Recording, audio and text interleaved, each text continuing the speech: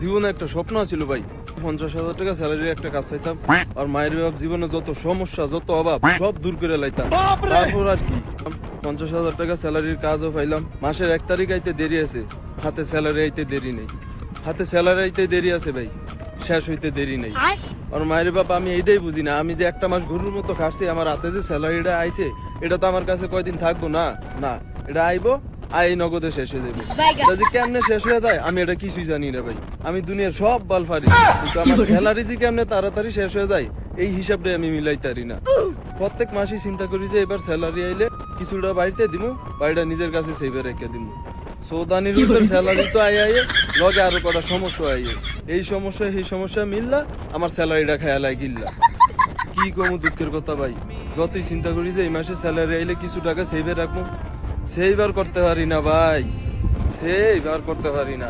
আমি আমার স্যালারিকে কি আমার সমস্যাই আমার স্যালারিকে একুল পায় না।